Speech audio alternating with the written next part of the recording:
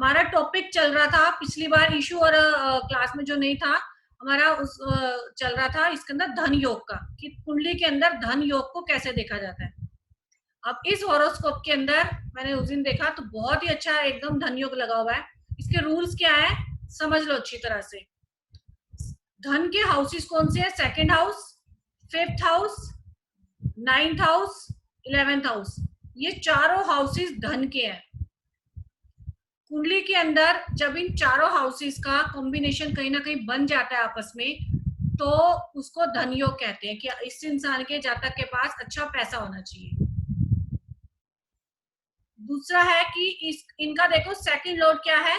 बुध है। यहाँ पे बुध कहाँ बैठा हुआ है? 9th हाउस में। सेकंड हाउस भी बुध है, फिफ्थ हाउस भी बुध है, ये दोनों बुध है, दोनों ही 9th हाउस में बैठे हैं। तो यहाँ पर देखो तीन हाउसेस का कॉम्बिनेशन कितना अच्छा बना हुआ है, सेकंड का भी, फिफ्थ का भी और 9th का भी। दूसरा अगर इसकी थोड़ा कुंडली को और आगे चले तो 9th लॉर्ड इनका शनि है, शनि बैठा हुआ है 11th हाउस में। 11th हाउस का जो लॉर्ड है वो है गुरु, जुपिटर। जुपिटर यहाँ बैठा हुआ है 5th हाउस में। तो देखो चारों हाउसेस कितने अच्छे एक्टिव हो रहे हैं, इसको बोलते हैं धन योग। दूसरा, धन योग के लिए लगन का मजबूत होना बहुत जरूरी है। जब लगन मजबूत हो जाता है तो इंसान धन कमाने में सक्षम हो जाता है। तो ये यहाँ पर धन कमाने खुद ही सक्षम है, यानी कि हमारा यहाँ पे ये तो मेरी कुंडली है। मैंने कहा था बोलेगा पहले ही कुछ बोला, कोई भी नहीं बोलेगा। मैम इसमें लगन मजबूत कैसे है? लगन की डिग्री तो बिल्कुल शून्य तो है। आपको ही पता लगेगा। आगे आ रही हूँ। लगन का स्वामी, लगन मजबूत कैसे है? लगन का स्वामी 10th हाउस में आ गया शायद, इसलिए। पहले मैं बोलूं? लगन का स्वामी आप बोलो। मैंने कहा था बोलेगा कोई नहीं, पहले मेरी सुन लेना। मेरी सारी बातों के जवाब ना, जो आपके सवाल उठ रहे हैं ना, आपको खुद ब खुद मिलने शुरू हो जाएंगे, पर मेरा फ्लो मत तोड़ो, सुन लो। लगन, आपकी बात ठीक है, लगन कमजोर है, लेकिन आपको मैंने एक चीज और भी सिखाई थी कि भाव से ज्यादा भावेश पर नजर डाला करो। भावेश इनका है यहाँ पे शुक्र। शुक्र कुंडली में 10th हाउस में बैठा हुआ है, और शुक्र का जो नक्षत्र है वो खुद ही राहु है। राहु बैठा हुआ है 11th हाउस में 9th लॉर्ड शनि के साथ। ठीक है, लगन का मजबूत होना यहाँ पर शारीरिक तौर पे कमजोर बना देगा, लेकिन शारीरिक क्षमताओं को धन कमाने की दृष्टि से हम देख रहे हैं। यहाँ लगन स्वास्थ्य को परेशान करेगा। सवाल आता तो लिख लो, बीच में मत टोकना। यहाँ पे लगन कमजोर है, लेकिन लगन यहाँ पे धन के लिए परेशान नहीं करने वाला। धन का कारक शुक्र यानी कि लक्ष्मी 10th हाउस में कर्म के साथ बैठ गया है। मैं और मेरा कर्म यहाँ पे जुड़ गया है जबरदस्त तरीके से। कितना बढ़िया यहाँ पे धन योग बना हुआ है। देखो, एक तो चारों हाउसेस जुड़ गए, एक तो लग्नेश शुक्र खुद ही केंद्र में। आपको मैंने एक चीज बताई थी, चारों केंद्र में से सबसे मजबूत 10th हाउस होता है। तीनों त्रिकोण में सबसे मजबूत 9th हाउस होता है। तो यहाँ पर आप 9th हाउस देख लो, यहाँ पर आप इनका 10th हाउस देख लो। दोनों का स्वामी भी शनि है। शनि खुद 11th में बैठा है। जो चीज आप बोल रहे हो वो सिर्फ स्वास्थ्य के लिए नुकसानदायक है, पैसे के लिए नहीं है। यहाँ धन योग की चर्चा हो रही है, यहाँ स्वास्थ्य की चर्चा नहीं हो रही। ठीक है, तीसरा कॉम्बिनेशन, दो कॉम्बिनेशन बनाए, चारों हाउसेस जुड़ गए। लग्नेश, लगन नहीं बोला मैंने, लग्नेश बोला है, वो भी वीनस। वीनस शुक्र के नक्षत्र में 11th हाउस 9 लॉर्ड किस्मत के साथ बैठा है। कार्मिक और किस्मत दोनों इनके साथ चलेंगी, हमेशा इनके साथ रहेंगी। पैसे की इनको जिंदगी भर कमी नहीं आने वाली। ऐसे इंसान को, ऐसा इंसान दिन रात मेहनत करके कमाने वाला होता है। मल्टीपल सोर्सेस इनकम के, कैसे? क्योंकि चारों हाउसेस धन के एक्टिव हैं, तो वो मल्टीपल सोर्सेस ऑफ इनकम जन्म से लेके कहते हैं कि एंड तक भगवान ने जब तक इनको उम्र दे रखी है तब तक इनको मल्टीपल सोर्सेस से पैसा आता रहेगा। एक हमारा धन का कारक शुक्र है, दूसरा धन का कारक है गुरु। गुरु कहाँ बैठा हुआ है? 5th हाउस में। कहीं ना कहीं प्रॉपर्टी को लेकर, क्योंकि 8th हाउस का लॉर्ड गुरु 5th हाउस में आता है, माइनस भी है ये हम, लेकिन अभी धन योग की बात कर रहे हैं। 8th हाउस का लॉर्ड अगर धन का कारक है तो पितरों की संपत्ति से भी कहीं ना कहीं अर्निंग ऑफ सोर्स बन जाएगा या बन रहा होगा। हमें चर्चा नहीं करनी किसकी हॉरोस्कोप है, लेकिन हम सिर्फ रूल्स पे फोकस कर रहे हैं, इसलिए यस नो की बात अभी नहीं करेंगे। तो ये सब चीजें इनके साथ 100% फैक्ट है। कहीं ना कहीं संपत्ति पिता से मिली हुई या पैतृक संपत्ति। अब पिता का मतलब ये नहीं था कि मेरे ही पिता हो गए, मेरा ससुराल भी, ससुराल से मिली हुई हस्बैंड को भी पैतृक संपत्ति भी एक औरत की होती है, और औरत की पैतृक संपत्ति मिली हुई भी आदमी की भी होती है, क्योंकि हस्बैंड वाइफ ने एक ही घर में रहकर उस संपत्ति को यूज करना है ना। तो इनको कहीं ना कहीं से पैतृक संपत्ति भी धन का सोर्स बनी होगी इनकी हॉरोस्कोप में। दूसरे हमारा एक योग होता है धर्माधिपति कर्माधिपति योग। ये भी धन योग है बहुत बड़ा। मैंने आपको लास्ट क्लास में शायद बताया था, धर्मादि यानी कि धर्म का जो हाउस हो गया वो 9th हाउस है, कर्माधिपति यानी कि 10th हाउस हो गया। तो इस कुंडली के अंदर भी जातक में 9th और 10th हाउस दोनों का संबंध एक ही ग्रह शनि से है। तो इनकी कुंडली में धर्माधिपति कर्माधिपति योग भी बन रहा है। ये योग धन के लिए 99% यस करता है। ऐसी कंडीशन में इनकम की कभी कमी नहीं आएगी, तो वो भी इनकी हॉरोस्कोप में यस है। एक योग बनता है हमारा धन योग में चंद्रमा से बनने वाले सुनफा अनफा योग, वो इनकी हॉरोस्कोप में नहीं है, तो यहाँ पे थोड़ा सा है कि वो नहीं है। एक बनता है धन योग सूर्य से, वो मैंने आपको बता रखा है, इनका सूर्य से 2nd हाउस में बुध बैठा हुआ है, जो कि किस्मत धन को लेके हमेशा साथ रहेगी।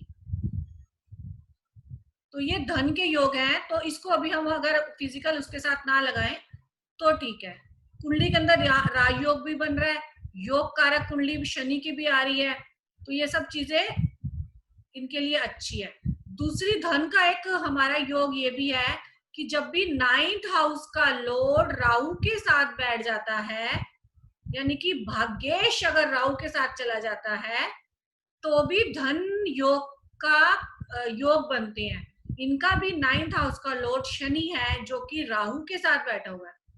तो ये भी मल्टीपल सोर्सेस ऑफ इनकम, भाग्येश नवमेश पिछले जन्मों का ऋण लेकर आई हैं कि मुझे पैसा कमाना ही है, मेरे पास इनकम आनी ही आनी है, चाहे वो इनको कहीं से भी आएगी, ये इन्हें खुद भी नहीं पता चलेगा। पैसे के लिए कभी ये माइनस नहीं होने वाले ये वाले इंसान।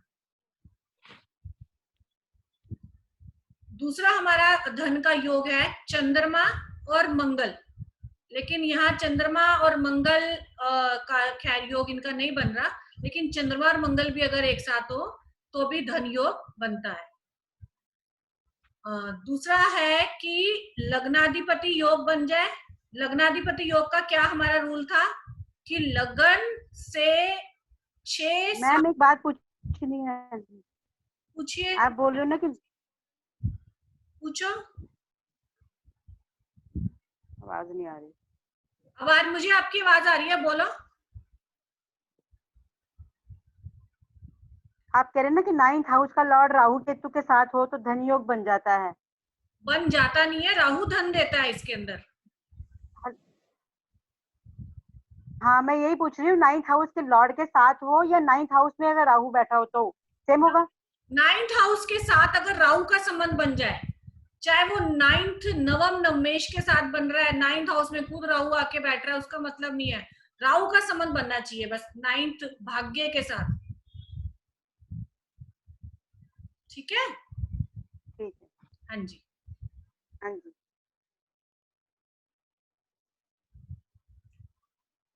हम यहाँ बात कर रहे थे लग्नाधिपति योग भी धन का योग है।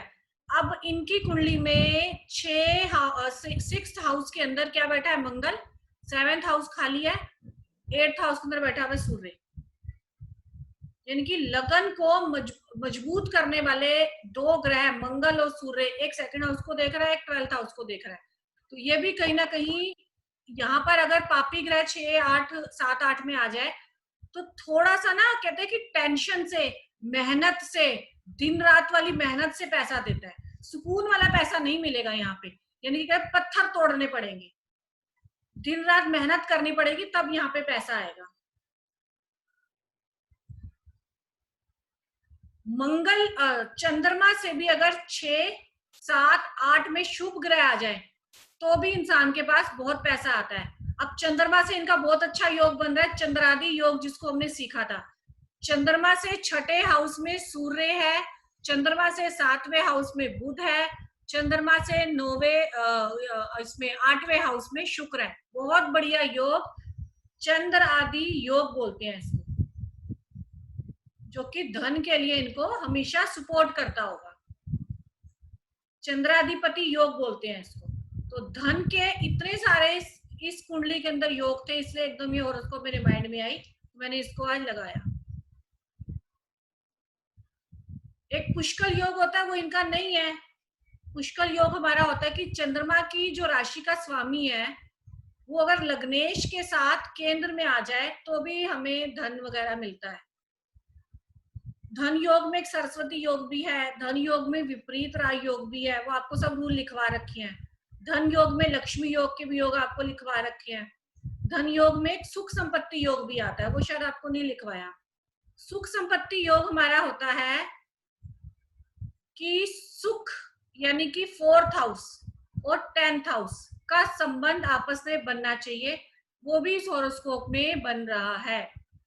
सुख का स्वामी सूर्य अष्टम में है और 9th हाउस का स्वामी शनि की दृष्टि 4th लॉर्ड सूर्य पर पड़ रही है। ये सुख संपत्ति योगा है। तो देखा जाए तो आज के समय में एक अच्छे घर के अंदर ये रह रही है। और ऐसे जातक के घर पर आप जब भी जाओगे ना, आपको जिंदगी के सारे सुख मिलेंगे। घर छोटा हो बड़ा हो उससे हमारा मतलब नहीं होता, सुख उस घर के अंदर आज के लेवल के लग्जरी जितने भी सुख है वो सब उस घर के अंदर आपको मैनेज के तरीके से मिलेंगे। कौन सी चीज कहाँ तरीके से रखनी है वो ऐसे सुख संपत्ति योग में दिखती है। तो वो भी इस जातक के हॉरोस्कोप में यस है। तो ये भी एक हमारा धन योग है। मैम इसके जैसे 4th हाउस का लॉर्ड 8th हाउस में आना, मैम जैसे इनका 4th हाउस का लॉर्ड 8th हाउस में आना, ये थोड़ा सा इनका अपनी सुख संपत्ति से दूर नहीं करता क्या? इनको दूर भी करता है लेकिन सुख में कमी नहीं करेगा। देखो आजकल के आप कई लोगों को देखोगे ना कि मेरा इतना बड़ा मकान पड़ा हुआ है लेकिन मैं किराए पर रह रहा हूँ, वो यहाँ ये चीज आ जाएगी। घर भी है लेकिन फिर भी मैं किराए के घर पर रह रहा हूँ, वो चीज मिल जाएगी, वो चीज आ जाती है। संपत्ति योग के लिए आपने क्या लगाया वीनस? सुख संपत्ति योग के लिए हम 4th हाउस और 9th हाउस का संबंध बनाते हैं, वो इनकी हॉरोस्कोप में बन रहा है। मेरी सिर पे छत है जो आलीशान या किसी अच्छी डेकोरेट या अच्छी लग्जरी चीजों से भरी हुई है, उससे मुझे परेशानी दिक्कत नहीं। ये 4th हाउस और 9th हाउस का संबंध कैसे बना है? आप बनाओ, आप देखो एक बार ये आप रूल लगाओ। शनि की दृष्टि सूर्य पे, 4th लॉर्ड आपका सूर्य है, 9th लॉर्ड शनि की दृष्टि संबंध से ना, हाँ सूर्य पर आ रही है। देखो सिर्फ धन योग पर नजर लगाना, कुंडली में देखो हर कुंडली पे माइनस चीजें भी मिलेंगी, वो इस पर्सन की हॉरोस्कोप में मिलेंगी, लेकिन अभी हम सिर्फ धन की बात कर रहे हैं तो और कहीं नजर रखने की या क्वेश्चन करने की जरूरत नहीं है। भटको मत अपने टॉपिक से, अभी सिर्फ धन योग पे कंसंट्रेट करो बस, ठीक है जी। वो सब यस हो रही है हॉरोस्कोप में, बहुत अच्छे तरीके से यस हो रही है, कहीं भी इफ बट वाली चीज है ही नहीं इस जातक की कुंडली में धन के अलावा, अगर मैं सिर्फ उसी पे नजर डालूं तो। अब ये धन योग का टॉपिक आपका खत्म है, मैंने हॉरोस्कोप के साथ आपको डिस्कस किया है।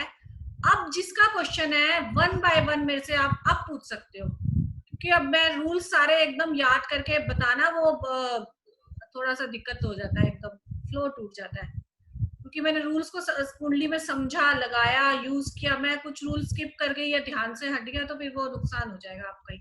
अब आप मुझसे क्वेश्चन पूछ सकते हो,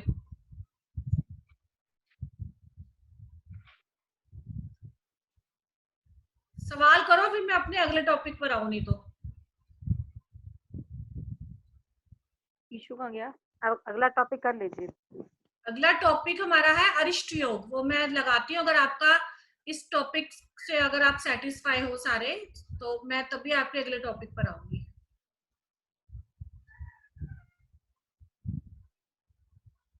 नहीं है क्वेश्चन?